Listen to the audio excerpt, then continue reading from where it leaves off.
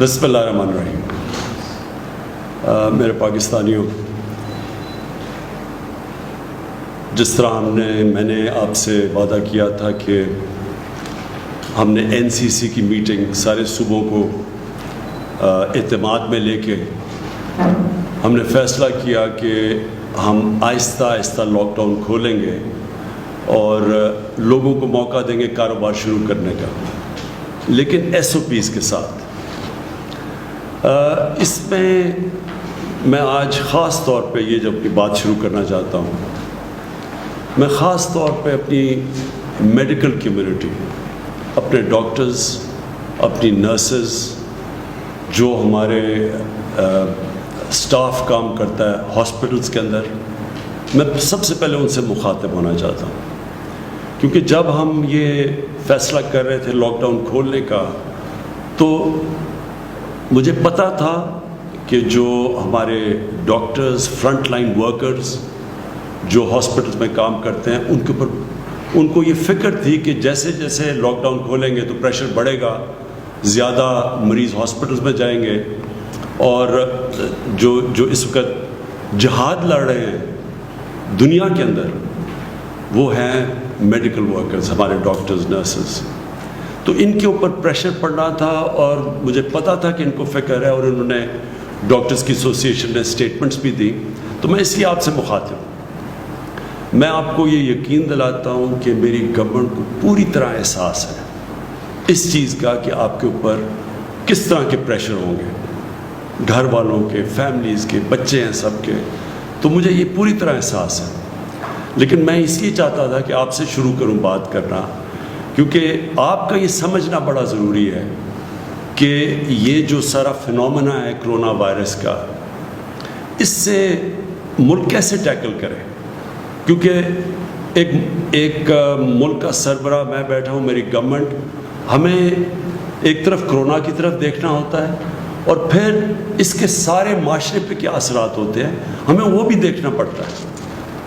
تو پہلی چیز میں آپ کو یہ کہنا چاہتا ہوں کہ اگر مجھے یہ کوئی یقین دلوا دیتا کہ 1 مہینہ آپ لاک ڈاؤن کریں یا 2 مہینہ لاک ڈاؤن کریں، چلے 3 مہینے بھی کر دیں، اور اس کے بعد کرونا وائرس ختم ہو جائے گی، تو اس سے بہتر تو چیز کوئی نہیں تھی. ہم کسی نہ کسی طرح ہی کر دیتے، 3 مہینے کی تیاری کر لیتے، جو بھی ملکی ریسورسز ہیں وہ لگا دیتے، اپنے والنٹیئرز کے ذریعے کھانا بھی پہنچا دیتے، کوشش کرتے. لیکن جو بھی میڈیکل ایکسپرٹس دنیا میں بیٹھے ہیں، سائنٹسٹ بیٹھے ہیں، وہ سارے ایک ہی بات کہہ رہے ہیں کہ اس سال تک تو کوئی ویکسین نہیں نظر آ رہی. یعنی اگر ہم نے اس کا علاج کرنا ہے کرونا وائرس کا، تو ابھی تک تو کوئی علاج نہیں ہے. وہ تب علاج آئے گا جب ایک ویکسین نکلے گی، وہ اس کے اوپر ریسرچ ہو رہی ہے. لیکن سب یہ کہہ رہے ہیں کہ اس سال تک تو وہ ویکسین نہیں نکلنے لگی. تو اگر اس سال تک ویکسین نہیں نکلنے لگی تو اس کا مطلب کہ کرونا وائرس کہیں جانے نہیں لگی. اگر ہم لاک ڈاؤن بھی کرتے ہیں تو اس سے کیا ہوگا؟ لاک ڈاؤن کا فائدہ یہ ہوتا ہے، کیوں لاک ڈاؤن کا، یہ بھی پھر سے میں لوگوں کو بار بار چیزیں کہتا ہوں، لاک ڈاؤن کا کیا فائدہ ہے؟ کیونکہ یہ وائرس بڑی تیزی سے پھیلتی ہے. جیسے لوگ جمع ہوتے ہیں، جب لوگ اکٹھے ہوں تو اس میں وائرس تیزی سے پھیلتی ہے. اس لیے ہر وہ چیز کریں جدھر لوگ جمع نہ ہوں. اس لیے جو اس کی آخری چیز ہے وہ لاک ڈاؤن ہے. لوگوں کو بند کر دیں، لوگ جمع نہیں ہوں گے، وائرس کا پھیلنا رک جائے گا. لیکن کیا وائرس ختم ہو جائے گی؟ اب دیکھ لیں دنیا میں جدھر لاک ڈاؤن ہے، ووہان پروونس جدھر چائنا نے سب سے کامیاب لاک ڈاؤن کیا تھا، ادھر بھی ایک سپائک آ گئی ہے، وائرس پھر سے آ گئی ہے. ساؤتھ کوریا جس نے لاک ڈاؤن کر کے فلیٹ کرو کر دی تھی، مطلب یہ کہ کوئی نئے کیسز نہیں آ رہے تھے، وہاں ایک دم پھر سے کیسز شروع ہو گئے، ایک اور سپائک آ گئی ہے. سنگاپور میں بھی یہی ہوا. ابھی جرمنی نے تھوڑا سا جب لاک ڈاؤن زیادہ کھولا تو ادھر بھی ایک نظر آ رہا ہے سپائک. تو اس کا مطلب کہ وائرس تو ہے، جب بھی لوگوں کو آپ موقع دیں گے ملنے کا، وہ وائرس پھر سے واپس آ جائے گی. تو ہمیں اس وائرس کے ساتھ رہنا ہے. وہ کہتے ہیں کہ live with the virus. اس سال تو یہ ہم طے کر لیں کہ ہم پاکستانیوں نے باقی دنیا کی طرح بھی اس وائرس کے ساتھ گزارا کرنا ہے. اب دوسری چیز آ جائے وہ کیسے کرنا ہے. کیا میں اب اپنی میڈیکل کمیونٹی سے بات کر رہا ہوں کہ کیا ہم یہ افورڈ کر سکتے ہیں پاکستان کے ہم لوگوں کو مسلسل لاک ڈاؤن رکھیں. آگے 2 مہینے لاک ڈاؤن ہو چکا ہے, تو کیا 1 مہینہ اور رکھتے اور پھر 1 مہینہ اور رکھتے؟ یہ کیوں نہیں ہم کر سکتے؟ یہ تو پاکستان ہے جس کے اوپر ابھی میں آنے لگا ہوں. آپ وہ ملک دیکھیں جن کے پاس بے تحاشا پیسہ ہے, اور پیسے کا بھی میں پر موازنہ کر دوں کہ پاکستان نے مشکل سے ہم نے $8 ارب کا اسٹیمولس پیکج دیا اپنے لوگوں کو جو کہ متاثر ہوئے اس لاک ڈاؤن سے, جو بزنسز ہیں. امریکہ نے $2,200 ارب کا پیکج دیا ہے. جرمنی نے 1,000 یوروز کا پیکج دیا ہے. جاپان نے $1,000 ارب کا پیکج دیا ہے. تو اس کے مقابلے میں سوچ لیں کہ ہمارے کتنے وسائل ہیں. تو ہم کیا لاک ڈاؤن اب بزنس بند کر سکتے ہیں اتنی دیر تک؟ لیکن اس سے بڑا مسئلہ ہے, اور اس سے بڑا مسئلہ یہ ہے, میں یہ ذرا اپنی میڈیکل کمیونٹی کو صرف بتانا چاہتا ہوں کیوں میں پہلے دن, میں یہ آج کہنا چاہتا ہوں کہ میں پہلے دن سے یہ کہہ رہا تھا کہ ہم وہ لاک ڈاؤن نہیں کر سکتے جو یورپ اور امریکہ میں اور یا چائنا نے کیا. ہمارا ایک مسئلہ ہے, وہاں ان ملکوں کے اندر وہ غربت نہیں ہے جو پاکستان میں ہے, اور غربت کے علاوہ جو ہمارے جو مزدور ہیں, جو ورکرز ہیں, جو کام کرنے والے لوگ ہیں, یہ میں آپ کے سامنے اب یہ اسٹیٹسٹکس دینا چاہتا ہوں. ہماری لیبر فورس سروے, یہ پاکستان کی ایک سروے لیبر کی سروے کرتی ہے. 2017 اور 2018 میں ان کی سروے کے مطابق 2.5 کروڑ وہ لوگ ہیں کام کرنے والے, محنت کش لیبرز, جو یا اپنی دن کی یا ہفتے کی تنخواہ کے اوپر ڈپینڈ کرتے ہیں. یعنی وہ اپنے گھر والوں کا پیٹ پالنے کے لیے 2.5 کروڑ ایسے لیبر ہیں, کام کرنے والے ہیں, جو کہ یا دن کی کمائی کے اوپر گزارا کرتے ہیں, اپنے گھر والوں کا پیٹ پالتے ہیں, یا اپنے ہفتے کی کمائی سے کرتے ہیں. یہ وہ 2.5 کروڑ لوگ ہیں. جب کہ ہم نے سب کچھ بند کیا, ان کا یہ سب کچھ بند کر کے یہ گھروں میں چلے گئے. یہ وہ لوگ ہیں, کیونکہ جب آپ پورا لاک ڈاؤن کرتے ہیں تو یہ تو گئے, ان کے پاس تو کوئی اور ذریعہ معاش نہیں ہے. اب یہ اگر 2.5 کروڑ وہ مزدور ہیں, وہ کام کرنے والے ہیں, جو کہ جب لاک ڈاؤن کیا تو ان کا سب کچھ ختم ہو گیا کیونکہ کمائی ختم ہو گئی, تو اس سے 15 کروڑ لوگ متاثر ہیں آج پاکستان میں. اگر گھر میں آپ ایک پورے گھر میں 6 کی بھی ایوریج لگا لیں تو سارے ملک میں اس وقت جو لوگ متاثر ہیں لاک ڈاؤن سے وہ 15 کروڑ ہیں. تو میں اپنی میڈیکل کمیونٹی سے پوچھتا ہوں کہ مجھے یہ بتائیں کہ ہم ان کا کیا کریں. کتنی دیر تک ابھی ہم نے بڑی مشکلوں سے, اور ابھی یہاں ثانیہ آپ کو بتائیں گے کہ ہم نے کتنے ابھی تک وہ کام کر چکے ہیں جو ڈیولپ ملک نہیں کر سکے, جس طرح کہ ہم نے لوگوں تک پیسہ پہنچایا ہے جو احساس پروگرام کے ذریعے, جو ہم نے 12,000 روپے پہنچائے ہیں, وہ بھی آپ کو ڈیٹیلز دیں گی, اپڈیٹ دیں گی. تو یہ ہم کتنی دیر کر سکتے ہیں, اور یہ کتنی دیر 12,000 روپیہ ایک خاندان کے لیے کافی رہے گا. تو لہٰذا ہماری یہ مجبوری ہے, یہ احساس ہوتے ہوئے کہ آپ کے اوپر کیا گزر رہی ہے, اور ہمیں ڈاکٹرز کے اوپر پریشر پڑے گا اور کیسز بڑھیں گے. یہ بھی میں آپ کو بھی بتاؤں گا, کیسز بڑھنے ہیں ابھی. یہ ہماری جو ہر روز ہم اپنی کیلکولیشنز کرتے ہیں, ہماری جو NCOC, جو ہمارا جو ایک ایسا, اللہ کا مجھے بڑا فخر ہے اپنے, ہم نے ایک ادارہ سیٹ اپ کیا جو سارے ملک سے, سارے صوبوں سے کوآرڈینیٹ کرتا ہے, جو ہر روز میڈیکل رپورٹس لیتا ہے. ڈاکٹرز ہمارے بیٹھے ہوئے جو اسیسمنٹ کرتے ہیں, انالیسس کرتے ہیں کہ ملک میں کرونا کی کدھر جا رہی ہے, کدھر بڑھ رہی ہے, کس طرح بڑھ رہی ہے, باہر سے کتنی ہے, ہوم گرون پاکستان میں وائرس کتنی پھیلتی جا رہی ہے, وہ پوری اسیس کرتی ہے. پھر ملک کا جائزہ لیتے ہیں, پھر باقی سارے ملک کے چیف سیکرٹری سے چیف منسٹر سے پوری کوآرڈینیشن کر کے ہم چل رہے ہیں، اور یہ بڑا کامیاب ادارہ ہے۔ میں اس کا بھی بتاؤں گا کہ ہماری اسیسمنٹس، ڈیلی اسیسمنٹس کیا ہیں، ہفتے کی کیا ہے، مہینے کی کیا ہیں، لیکن ہمیں پتہ ہے کہ بڑھیں گی، ہمیں پتہ ہے کہ کرونا کے کیسز بڑھیں گے ابھی، لیکن ہمیں یہ بھی پتہ ہے کہ اگر ہم نے آج ان لوگوں کو روزگار نہ دینا شروع کیا تو ہمیں کرونا سے زیادہ یہ لوگ بھوک سے مرنے کا ہمیں زیادہ مسئلہ بنا ہوا ہے۔ مجھے ایز پرائم منسٹر 10 دفعہ سوچتا ہوں ہر روز کہ کس طرح گزارا کر رہے ہوں گے وہ لوگ، وہ سفید پوش لوگ کیسے گزارا کر رہے ہوں گے۔ تو اس لیے میں اپنی میڈیکل کمیونٹی سے یہ کہنا چاہتا ہوں کہ باقی لوگ تو اپنی شاید اکانومی کو بچا رہے ہوں، ہم تو اپنے لوگوں کو بھوک کے مرنے سے بچا رہے ہیں، ہماری مجبوری ہے کہ اب کھولیں۔ تو میں صرف آپ کو اب یہ اپڈیٹ دے دوں، اور تفصیل ابھی بعد میں آپ کو دیں گے۔ ہمارے ساتھ ڈاکٹر ظفر بھی بیٹھے ہیں، ڈاکٹر فیصل، جو ڈاکٹر ظفر آپ کو بتائیں گے کہ جو ڈاکٹرز کے لیے ہم کیا کر رہے ہیں، میڈیکل کمیونٹی کے لیے ہم کیا کر رہے ہیں، کیونکہ ہمیں پورا احساس ہے اور اس کے لیے پورا پروگرام بنایا وہ بتائیں گے۔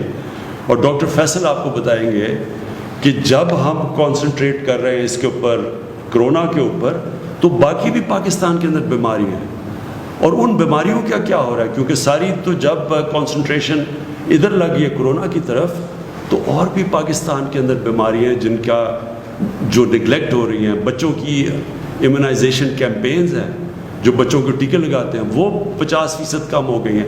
ہمارے پاس پولیو، ایک پاکستان 2 ملکوں میں دنیا میں جدھر ابھی پولیو کی وائرس بھی ہے، اس کی ہم نے کیمپین کرنی، 2 کیمپین۔ ایک طرف ہم کرونا کا تو دیکھ رہے ہیں، لیکن باقی ملک بھی سنبھال رہے ہیں۔ میں صرف آپ کو یہ بتا دوں کہ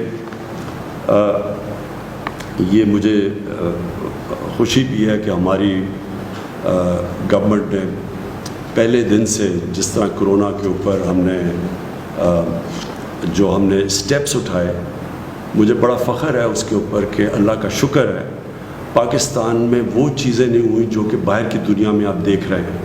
جس طرح کے مسئلے مسائل ڈیولپڈ ملک، امیر ملکوں کے اندر آئے، مجھے اللہ کا بڑا میں شکر ادا کرتا ہوں کہ ہم نے جو بھی سٹیپس اٹھائے اس کی وجہ سے ہمارے ملک میں حالات کنٹرول میں۔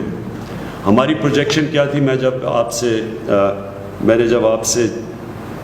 24 اپریل کو آپ کے سامنے آیا تو ہماری پروجیکشن یہ تھی کہ 14 مئی تک پاکستان میں جو کیسز، کرونا کے کیسز جو انفیکٹڈ ہیں، جو پازیٹیو کیسز ہیں، وہ ہونے تھے 92,695، اور جو اموات ہونی تھی، جو فوتیاں ہونی تھی اس کی وجہ سے، کرونا کی وجہ سے، وہ 1,324 ہونی تھی۔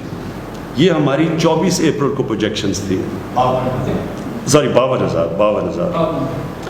52,000 ہماری انفیکشنز ہونی تھی، اور جو اموات ہونی تھی وہ 1,324۔ اب 14 مئی جو ہم نے جو پرسوں گزری، اس میں ہمارے کیسز انفیکٹڈ کتنے ہیں؟ 35,700، اور ہماری فوتگیاں ہوئی ہیں 770۔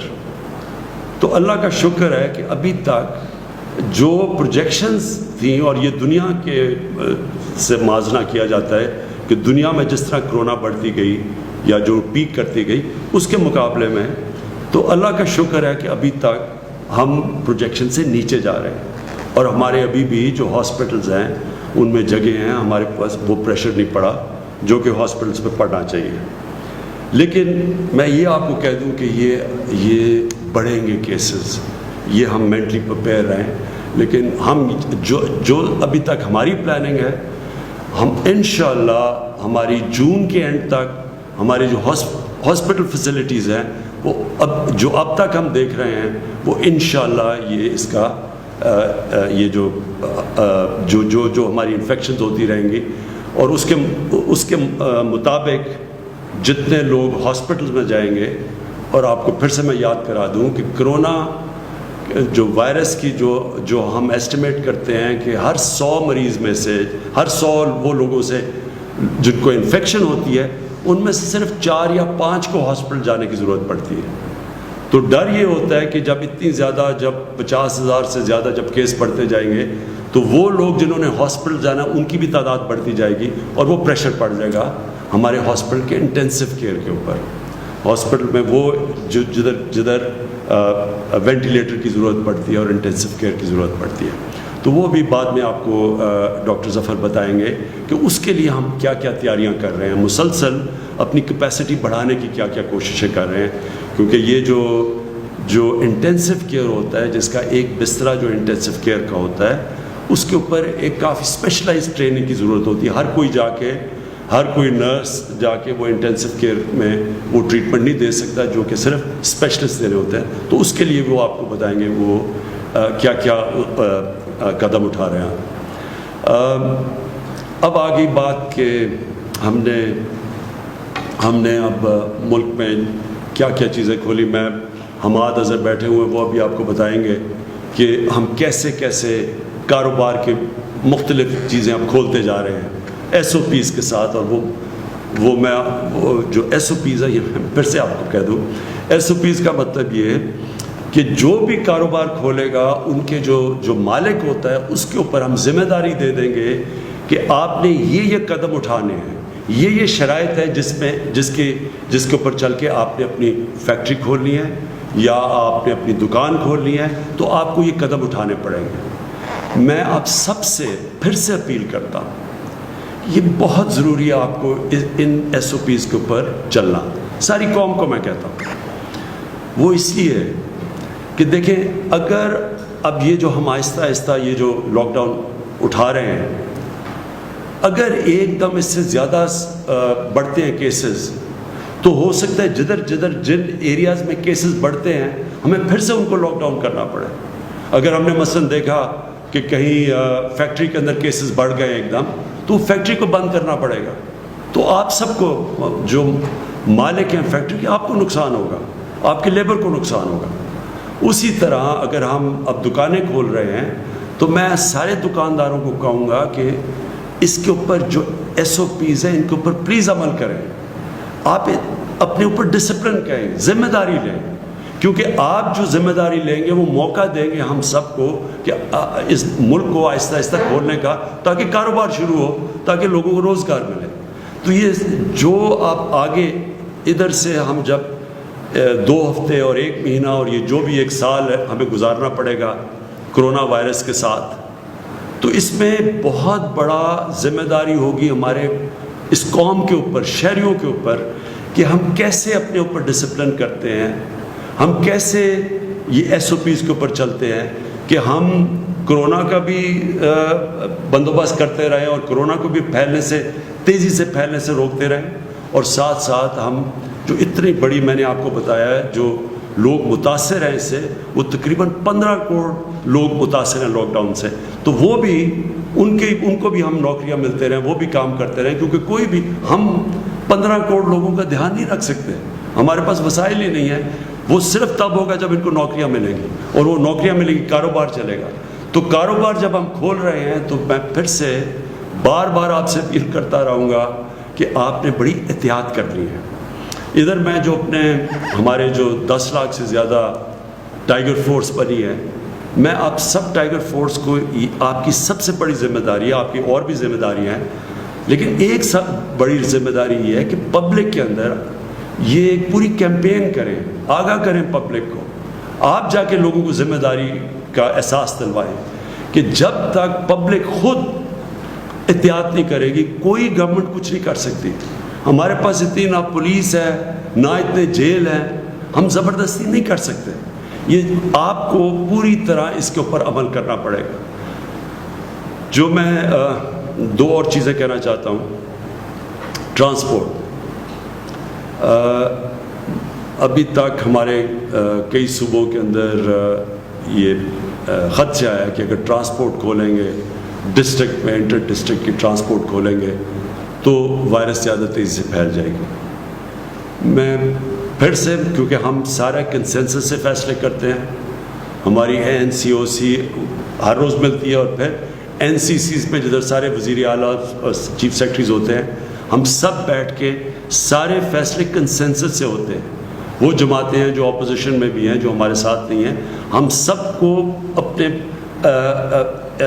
یعنی کوئی فیصلہ یہ نہیں کرتے کہ جدھر ہم یہ سمجھیں کہ کوئی ایک صوبہ نہیں مان رہا, تو کنسنسس سے فیصلے ہوتے ہیں. اس لیے ابھی تک پوری طرح ٹرانسپورٹ کے اوپر فیصلہ نہیں ہو سکا, کیونکہ ایک دو صوبوں کے یہ خدشات ہیں کہ اگر آپ کھولیں گے ٹرانسپورٹ تو یہ وائرس پھیل جائے گی.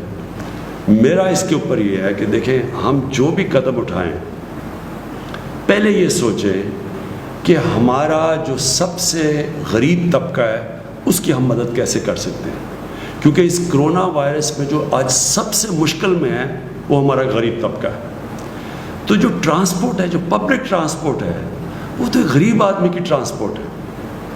ہم تو ہماری طرح کے لوگ تو گاڑیوں میں پھر رہے ہیں ابھی بھی, ہم تو کہیں بھی جا سکتے ہیں اپنی گاڑیوں میں, لیکن ایک غریب آدمی, ایک مزدور, وہ تو جس کے پاس گاڑی نہیں ہے اس کے لیے تو پبلک ٹرانسپورٹ چاہیے.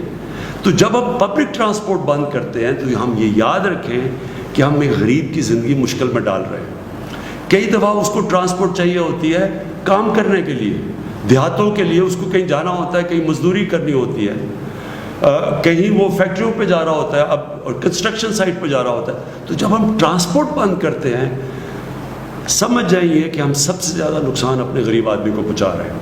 اس لیے میں پھر سے سب سے ریکویسٹ کرتا ہوں کہ پبلک ٹرانسپورٹ کھول دیں. اگر امریکہ جیسی جگہ جدھر 2,000 لوگ دن میں مر رہے ہیں انہوں نے اپنی پبلک ٹرانسپورٹ نہیں بند کی, اگر یورپ جدھر یورپ کے اندر ایک دن کے اندر 800 لوگ, ابھی بھی 500 لوگ مر رہے ہیں, انہوں نے اپنی پبلک ٹرانسپورٹ بند نہیں کی, ایئر ٹریول بند نہیں کی, ہم نے کیوں یہ بند کر کے رکھ دی ہے؟ اور ہمیں پتہ ہونا چاہیے اس کا اثر پڑے گا, اس کی اکانومی پہ بھی اثر پڑ رہا ہے, لیکن سب سے زیادہ اس کی غریب آدمی پہ اثر پڑ رہا ہے. تو میں پھر سے آپ کو ریکویسٹ کروں گا کہ آپ یہ کھول دیں. میں آخر میں جو پہلے اپنی, پھر میں چاہوں گا کہ میری ٹیم آپ سے بات کر لے.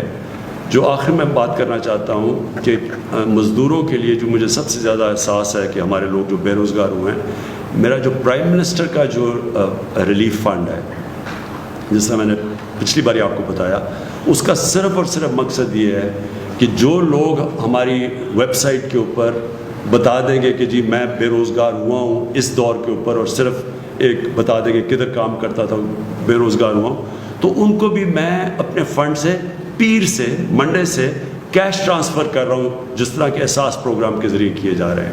تو میری پیر سے جو ہماری اب تک آ چکے ہیں, ہمیں ان لوگوں کے ثبوت آ چکے ہیں, ہم نے ویریفائی کیے ہیں, ہمارے پاس ڈیٹا ہے نادرا کا, ہم چیک کرتے ہیں, وہ چیک کر کے جو کوالیفائی کر چکے ہیں ان کو منڈے سے پیسہ ملنا شروع ہو جائے گا جو پرائم منسٹر ریلیف فنڈ سے.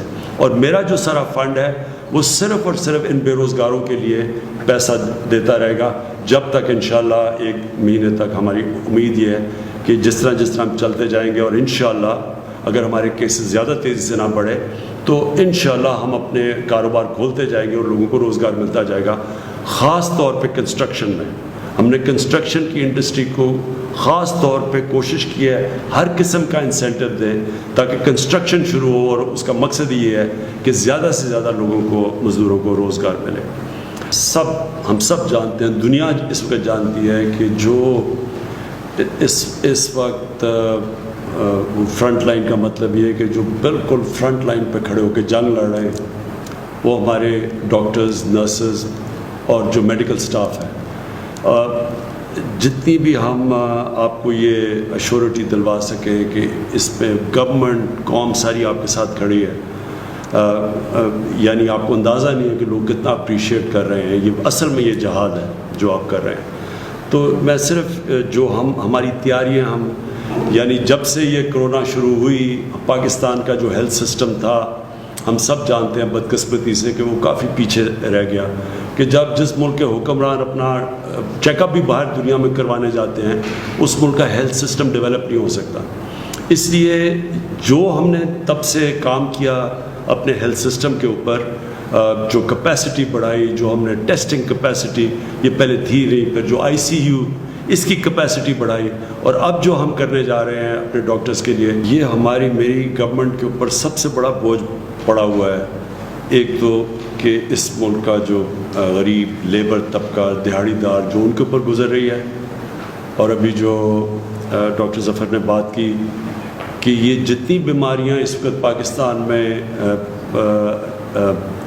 جو جانیں لیتی ہیں، مثلاً یہ گندے پانی پینے کی بیماری سے بچوں کو، یا بیچاری جو خواتین جو پریگننسی پہ مرتی ہیں، اور یا یہ جو ٹی بی کی بات کی، اور یہ پولیو، یہ سارا غریب طبقے کے اوپر بوجھ پڑتا ہے. اور جتنی ہم غربت بڑھتی جائے گی، اور یہ لاک ڈاؤن کا مسئلہ یہ ہے کہ اس سے پاکستان میں غربت بڑھتی جا رہی ہے، اور ساری دنیا میں جن غریب ملکوں کے اندر اس سے غربت بڑھتی جا رہی ہے. تو جب غربت بڑھے گی تو ان بیماریوں سے اور زیادہ ہمیں فکر ہے کہ ہمارے غریب طبقے میں اموات ہوں گی. لیکن اس کا جو دوسری چیز ہمیں مشکل میں پڑے ہوئے ہیں وہ ہے ایجوکیشن. ہمارے بچے اسکولوں میں نہیں جا رہے، یونیورسٹی اسٹوڈنٹس ان کا ٹائم ضائع ہو رہا ہے، اور جو ایک ملک تو بڑھتا ہی تعلیم کی وجہ سے آگے. تو اس میں صرف آپ کو بتانا چاہتا ہوں کہ مسلسل اس کے اوپر بھی بات چیت ہو رہی ہے باقی صوبوں سے کہ ہم نے اب یہ کیا کرنا ہے، کیسے کھولنا ہے. امپورٹنٹ ہے کہ ہم، جس طرح میں نے کہا کہ یہ سال تک تو اب کرونا کے ساتھ ہم نے رہنا ہے، یہ کرونا کہیں جانے نہیں لگی ایک سال تک. تو اس میں ہم نے اب سوچنا ہے، طریقے اختیار کرنے ہیں کہ ہم نے اب اس کے ساتھ کیسے رہنا ہے. اپنے بچوں کو تعلیم بھی دینی ہے تو وہ پھر اور طریقے سوچنے پڑیں گے. اور باہر بھی دنیا میں ہم دیکھ رہے ہیں کہ دنیا کے اندر دنیا کیا کر رہی ہے، اور دنیا سے ایکسپیرئنس بھی آ رہا ہے کہ مثلا سویڈن بالکل ایک مختلف راستہ پکڑا ہوا ہے انہوں نے، تو ان کو بھی اسٹڈی کر رہے ہیں. تو انشاءاللہ جس طرح میں نے کہا اگر ہم نے ایک سال اس کے ساتھ گزارا کرنا ہے تو پھر ہم نے اپنے بچوں کا بھی دیکھنا ہے، اپنے یونیورسٹی اسٹوڈنٹس کا بھی دیکھنا ہے. میں چاہوں گا ثانیہ آپ پلیز جو اپڈیٹ دے دیں، جو میں اس میں بھی مجھے بڑا فخر ہے اس پروگرام کے اوپر کہ کبھی بھی اتنا زیادہ پیسہ، اتنی شفافیت سے، اتنے زیادہ لوگوں کو اتنے کم ٹائم میں کبھی بھی، پاکستان تو چھوڑے، شاید ہی آپ کو کوئی ملک ملے جس نے اتنی تیزی سے پیسہ دیا ہے. محیط، اب آپ سے میں ایک چیز چاہتا ہوں، بڑا مختصراً بتا دیں کہ جو ہمارے پاکستانی باہر اس وقت پھنسے ہوئے ہیں اور سٹینڈرڈ ہیں اور جو آنا چاہتے ہیں پاکستان، تو بڑا مختصراً کہ ہم کیا کر رہے ہیں اور کیا مشکلیں سامنے آ رہی ہیں، اور ان کو یہ صرف کہنا چاہتے ہیں کہ ہم سارا وقت وہ ہمارے ذہن پہ ہیں، ہم کو پوری احساس ہے کہ وہ کن مشکلوں میں پڑے ہوئے ہیں. میں اپنی ٹیم پہ بڑا فخر کر رہا ہوں کہ یہ اس مشکل وقت پہ جس طرح ایک کوآرڈینیشن سے اور ہر روز ان کے تھنک ٹینکس کی مشاورت سے جس طرح ہم ابھی تک نکلے ہیں اس کرونا کے جو کرائسس سے، ایک تو میں اللہ کا بڑا شکر گزار ہوں کہ اس کے بغیر تو کچھ بھی نہیں ہو سکتا، لیکن اللہ بھی یہ کہتا ہے کہ پہلے خود محنت کرو تو پھر میرے سے مانگو. تو جس طرح میری ٹیم نے جس طرح یہ کرونا کرائسس کے اندر ہر شعبے کے اندر سوچ بچار کر کے جو قدم اٹھائے ہیں، آپ دیکھ لیں کہ امریکہ جیسے ملک میں اگر آپ وہاں دیکھ لیں، آپ یورپ کے اندر دیکھ لیں، انگلینڈ جیسے ملک جو پرانے مضبوط اداروں والا ملک ہے، اس کے مقابلے میں پاکستان آج ہم سب فخر سے کہہ سکتے ہیں کہ ہم بڑی آرگنائز طریقے سے نکل رہے ہیں. یعنی ہم بڑے سوچ سمجھ کے اس مشکل وقت سے نکلے ہیں اور یہاں تک پہنچے ہیں. آگے کیا ہوتا ہے وہ انشاءاللہ پوری کوشش کریں گے، اور اگر قوم نے میرا ساتھ دیا تو آپ دیکھیں گے کہ آگے بھی ہم نکل جائیں گے. لیکن اب تک جدھر پہنچے ہیں یہی بڑا کمال ہے کہ ہم نے اتنے زیادہ لوگوں کو بھی بتایا، تقریباً 80 لاکھ خاندانوں کو پیسہ پہنچا دیا اس مشکل وقت میں. اگر یہ پیسہ اگر ہمارے پاس اس طرح کی آرگنائزیشن نہ ہوتی جو احساس کی تھی تو آج کیا حالات ہونے تھے آپ اندازہ خود لگا سکتے ہیں کہ اگر دیہڑی دار بے روزگار ہو جاتا ہے تو اس کے گھر میں ہفتے کے بعد تو فاقہ ہوتا ہے. دوسری چیز جو مجھے بڑی خوشی ہے کہ ہم نے کیونکہ کوآرڈینیشن رکھی اور ہمیں شروع سے فکر تھی کہ کھانے پینے کی سپلائی لائن نہ افیکٹ ہو، تو آج آپ دیکھ لیں کہ اس برے وقت میں رمضان کے اندر بھی قیمتیں نہیں بڑھی. رمضان جیسے وقت میں جب عموماً اچھے دنوں میں بھی قیمتیں اوپر چلی جاتی ہیں، کیونکہ یہ مسلسل چیک کیا جا رہا تھا. اللہ کا شکر ہے کہ آج آپ دیکھیں کہ قیمتیں کرونا وائرس کے ہوتے ہوئے جدھر ساری دنیا میں ڈسرپشن ہوئی ہے، اللہ کا شکر ہے کہ قیمتیں بھی نہیں بڑھی. اور میں اپنی اکنامک ٹیم کو بھی یہ بھی داد دیتا ہوں کہ جو پٹرول اور ڈیزل کی جو انٹرنیشنلی تیل کی قیمتیں گری، ہم نے اپنے لوگوں کے لیے سب سے کم آج قیمتیں پٹرول اور ڈیزل کی پاکستان میں. سارے بر صغیر میں دیکھ لیں 40-50% زیادہ پٹرول اور ڈیزل مہنگا ہے پاکستان کی بنسبت. تو لوگوں کے لیے آسانیاں پیدا کرنے کے لیے وہ بھی نیچے کی. بجلی کا انہوں نے جو ابھی حماد نے بات کی کہ چھوٹے اسمال اور میڈیم انڈسٹری کی مدد کی، اور جس طرح ہماری جو میڈیکل ایکسپرٹس انہوں نے جیسے جیسے ہمیں گائیڈ کیا اور اسی طرح ہم چلتے رہے، اور ہم نے یعنی قوم کو آگاہ کرتے رہے، ہر وقت پوری ڈیٹیلز دیتے رہے، کتنی اموات ہیں، کتنے لوگ وینٹیلیٹر پہ ہیں، کتنے ہیں. ایک پورا نیشنل کوآرڈینیشن کی جو پہلے بالکل نہیں تھی. اور انشاءاللہ جس طرح ہم جا رہے ہیں، میرا یہ ایمان ہے کہ ہم بڑی ایک مضبوط قوم بن کے نکلیں گے. لیکن آپ سب کے لیے پھر سے میں یہ کہتا ہوں، اب سے لے کے یہ سال کے اینڈ تک اپنے ذہن بنا لیں کہ ہم نے کرونا کے ساتھ رہنا ہے.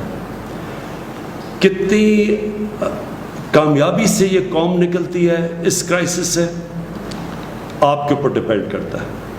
آپ جتنے ذمہ دار ہوں گے اس مشکل وقت میں، آپ جتنی احتیاط کریں گے.